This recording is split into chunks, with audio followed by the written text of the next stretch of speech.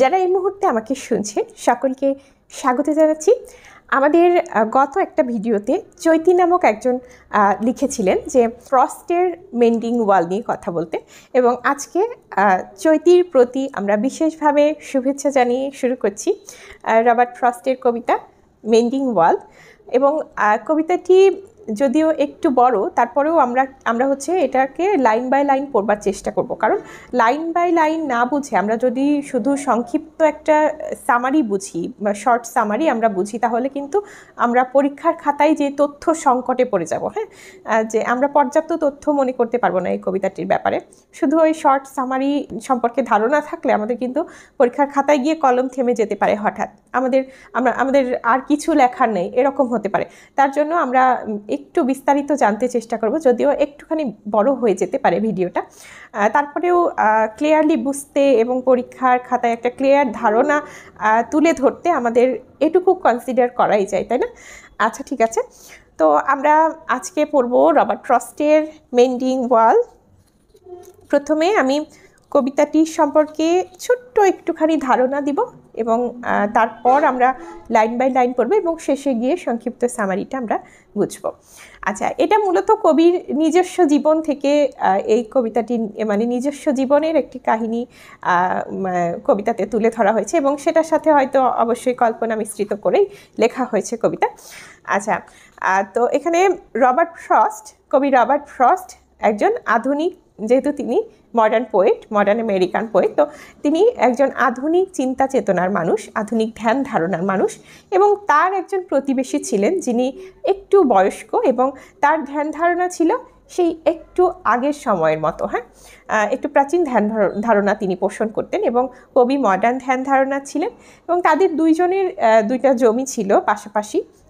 কবিরটাতে ছিল হচ্ছে অরেঞ্জ বাগান এবং তার নেইবারের ছিল হচ্ছে পাইন গাছের বাগান। হ্যাঁ, তো এখান থেকে তার নেইবার মনে করেন যে তাদের মাঝে একটা ব্যারিয়ার বা ওয়াল থাকা প্রয়োজন, কিন্তু কবি সেটা মনে করেন না। তো কবি যেহেতু আধুনিক ধ্যান ধারণার মানুষ, সেহেতু তিনি মনে করেন না তাদের মধ্যে কোনো ব্যারিয়ার থাকার প্রয়োজন রয়েছে। আচ্ছা, এবার সংক্ষিপ্ত একটা ধারণা দিলাম, এবার আমরা হচ্ছে ডিটেলসে পড়ব, লাইন বাই লাইন পড়ে অর্থ বুঝবো এবং শেষে আমরা সংক্ষিপ্ত সামারিটা আলোচনা করব। Mending wall. Something there is that doesn't love a wall.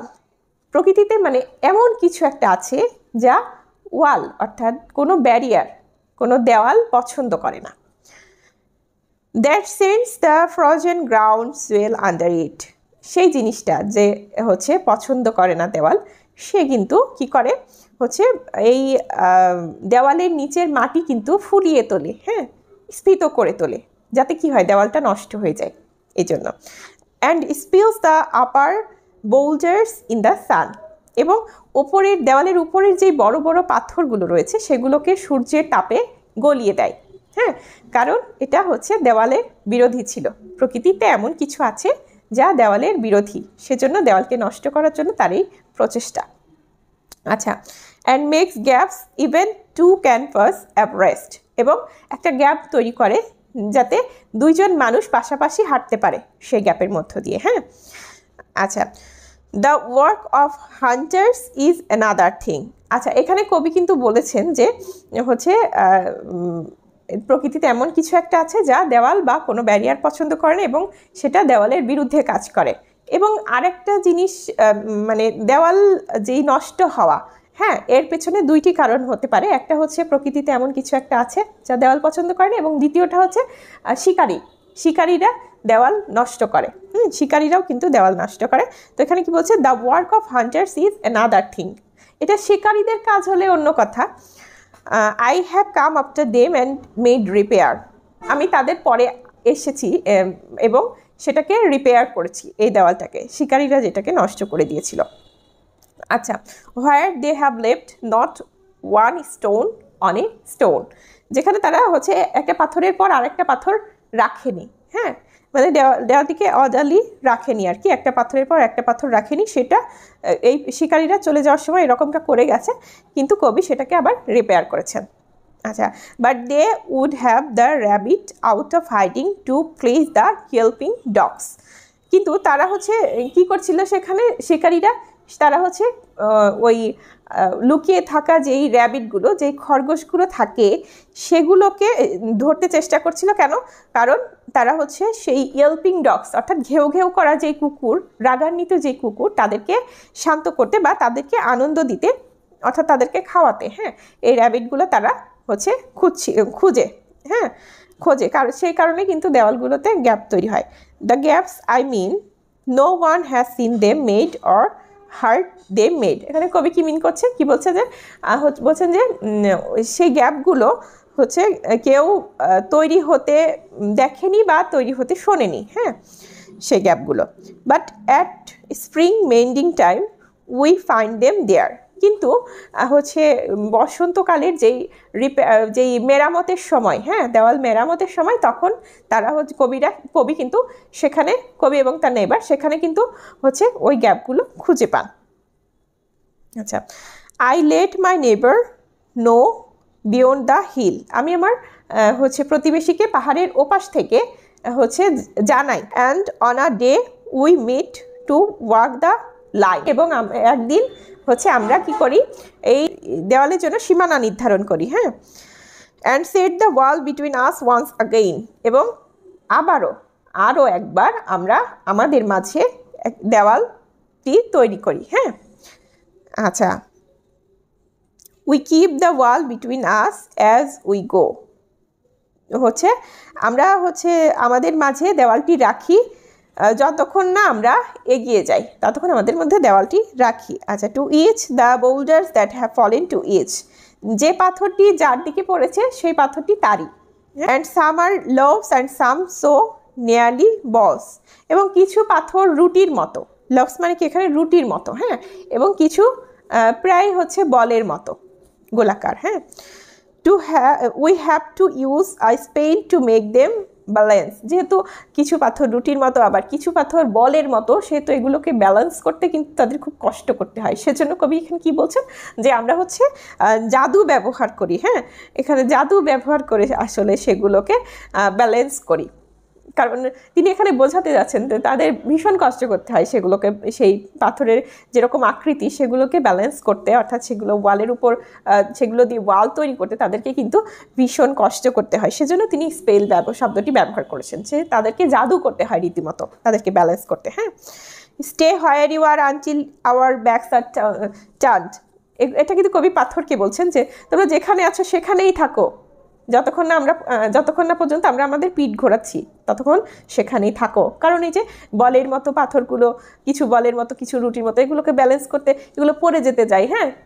কবি পাথরের সাথে কথা বলছেন যে তোমরা যেখানে আছো সেখানেই থাকো যতক্ষণ না পর্যন্ত আমরা আমাদের পিঠ ঘোরাচ্ছি। আচ্ছা, we wear our fingers rough with handling them. এই পাথরগুলোকে হ্যান্ডেল করতে, এই পাথরগুলোকে ব্যালেন্স করতে কবি এবং তার নেবারের হাত কি হয় হচ্ছে ভীষণ রাফ হয়ে যায়, ভীষণ রুক্ষ হয়ে যায়, হ্যাঁ। রুক্ষ কিভাবে হয়ে যায়? পাথরের থেকে ঘষা লেগে হাতের আঙ্গুলগুলো রুক্ষ হয়ে যায়, হ্যাঁ। Just another kind of outdoor game. এটা যেন আরেকটা আউটডোর গেমের মতো, হ্যাঁ, মানে বাড়ির বাইরে যেই গেমগুলো খেলা হয় সেগুলোর মতো এই দেওয়াল তৈরি করার যেই কাজটা, এটা আউটডোর গেম হিসেবে কবি অভিহিত করছেন। আচ্ছা, one on a side it comes to little more. মানে হচ্ছে প্রত্যেকেই একদিকে থাকে এবং এটা কোনো বড় ব্যাপার নয়। There where it is we do not need the wall. মানে হচ্ছে এখানে যেই ওয়ালটা রয়েছে সেটা আমাদের আসলেই দরকার নেই, যে ওয়ালটা রয়েছে সেটা কিন্তু আমাদের আসলেই দরকার নেই, হ্যাঁ। আচ্ছা, কারণ কি? কারণ হচ্ছে he is all pine and I am Apple orchard. মানে তার হচ্ছে সবই পাইন গাছ এবং আমার হচ্ছে আপেলের বাগান। আচ্ছা, এই পুরোটুকু আমরা আরেকবার বলি, তারপর আমরা পরের অংশটুকু যাই যাতে আরেকটু ক্লিয়ার হয়। তো কবি বলছেন যে প্রকৃতিতে এমন কিছু একটা আছে যা ওয়াল পছন্দ করে না, তাই জন্য এটা ওয়ালের বিরুদ্ধে কাজ করে এবং ওয়াল নষ্ট করতে পছন্দ করে। তারপর ওয়াল দুই ধরনের, আসলে দুইভাবে নষ্ট হতে পারে। একটা হচ্ছে প্রকৃতির এই যে কিছু একটা পছন্দ করে না এটার প্রভাবে, এবং আরেকটা হতে পারে হচ্ছে হান্টার, যারা শিকারী রয়েছে তারা কুকুরদের জন্য খরগোশ খুঁজতে আসে, সে কারণে এই ওয়ালগুলো তারা নষ্ট করে থাকে। তো পাথরের গ্যাপ সৃষ্টি করে থাকে এই ওয়ালগুলোতে। তারপর কবি কি করে, কবি হচ্ছে স্প্রিং টাইমে বসন্তকালের সময়ে তারা কবি এবং কবির নেইবার আবার এই ওয়ালগুলোকে ঠিক করার সময় সেই গ্যাপগুলো খুঁজে পায় এবং সেই গ্যাপগুলো তারা সেই ওয়ালটা আবার তারা সীমানা নির্ধারণ করে এবং আবার তারা সেই ওয়ালটা নির্মাণ করে। তো কবি এখানে বলছেন যে মানে বুঝিয়েছেন যে তারপরে কবি আবার বলছেন যে এই পাথরগুলো এক একটা দেখতে রুটির মতো, কোনোটা বলের মতো, এগুলো আকৃতি বিভিন্ন রকমের, সেই জন্য এগুলোকে হচ্ছে ব্যালেন্স করতে কবি এবং তার নেইবারের বেশ কষ্ট হয়। হ্যাঁ, তারপর তাদের হাতের আঙুলগুলো রাফ হয়ে যায় এবং কবি একসময় মনে করছেন যে এই ওয়ালটার আসলে কোনো দরকার নেই, যে হচ্ছে তার আসলে পাইন গাছ এবং তার নেইবারের পাইন গাছ এবং তার নিজের আপেল বাগান, তো সেজন্য তাদের এই ওয়ালটার দরকার নেই। তারপরে আমরা পড়ি আরও কী জন্য দরকার নেই। My apple trees will never get across and eat the corns under his pines. I tell him. মানে কবি তার নেইবারকে বললো, তার প্রতিবেশীকে বললো যে আমার আপেল গাছ কখনোই হচ্ছে আপনার যেই পাইন গাছের নিচে যেই কর্ন ফলগুলো রয়েছে, এক ধরনের ফল, তো সেই কর্ন ফলগুলো কখনোই কিন্তু খেতে যাবে না আমার আপেল গাছগুলো। হ্যাঁ, কবি এখানে রূপকভাবে রূপকার্থে বুঝিয়েছেন যে তার আপেল গাছ এবং কবির নেইবারে যে পাইন গাছ রয়েছে সেগুলো কিন্তু কখনোই একত্রিত হবে না, এটাই বোঝাতে চেয়েছেন। আচ্ছা, তারপর বলছে হি only says good fences make good neighbours. কিন্তু তার প্রতিবেশী কিন্তু কোনো কথাই শুনতে নারাজ, কারণ তিনি সেই প্রাচীন ধ্যান ধারণায় বিশ্বাসী যে একটা ভালো বেড়া একটা ভালো প্রতিবেশী তৈরি করে। আচ্ছা, তারপর spring is the mischief in me and I wonder if I could put a notion in his head. আচ্ছা, এখানে কবি বলছেন যে স্প্রিং টাইম অর্থাৎ বসন্তের সময় কবির মনে একটা আলাদা চাঞ্চল্য সৃষ্টি করে এবং তার একটা ভাবনা আসে যে সে যদি তার নেইবারের মাথায় হচ্ছে একটা ধারণা স্থাপিত করতে পারে, হ্যাঁ, যে why do they make good neighbours, মানে কেন তারা হচ্ছে ভালো প্রতিবেশী তৈরি করছে। Isn't it where there are cows but here there are no cows. এটা নয় কি যে গরুর জন্য না, কিন্তু এখানে তো কোনো গরু নেই। Before I build a wall I would ask to know, হচ্ছে এই ওয়াল তৈরি করার আগে আমি জানতে চাইব what I was walling in or walling out, যে আমি সীমানার বাইরে হচ্ছে যে ওয়াল তৈরি করছি নাকি সীমানার ভেতরে ওয়াল তৈরি করছি।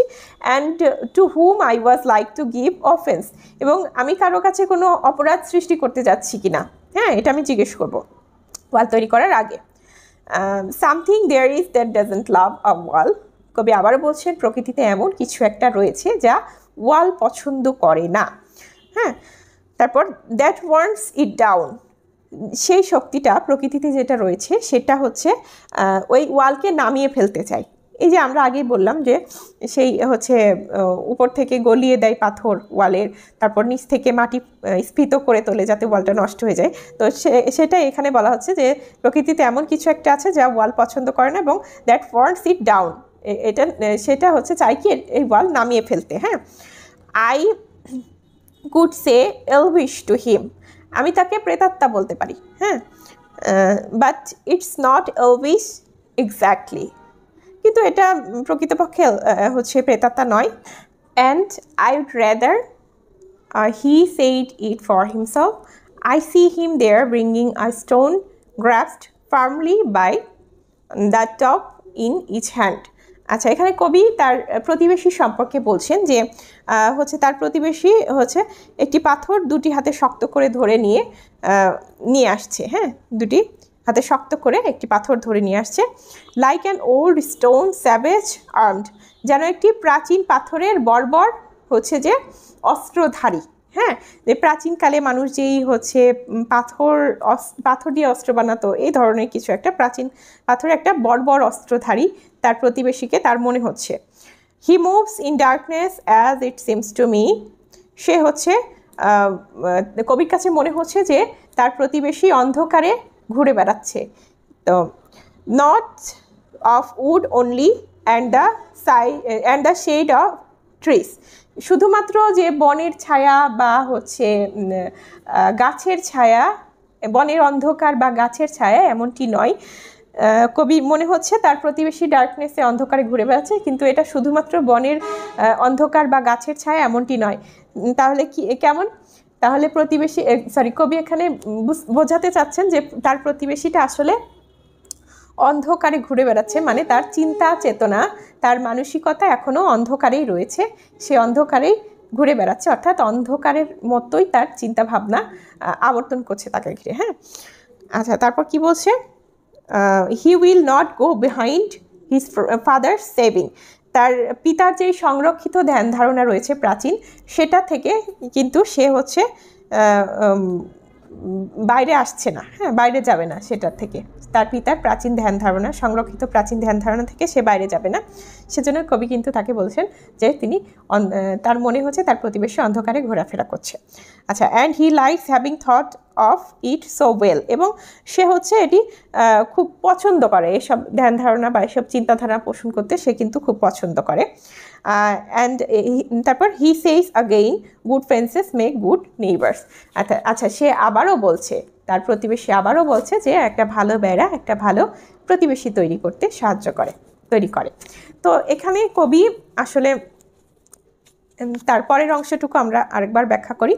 আচ্ছা, কবি বলেছেন যে তাদের আসলে বেড়ার কোনো প্রয়োজন নেই, কারণ তার হচ্ছে সম্পূর্ণ একটা আপেল বাগান, তার প্রতিবেশী পাইন বাগান, তার সেই দুটো কখনোই একসাথে মিক্সড হবে না। তো হচ্ছে কবি বলছেন যে কিসের জন্য আমরা আসলে বেড়া দেবো? গরুর জন্য? এখানে তো কোনো গরু নেই।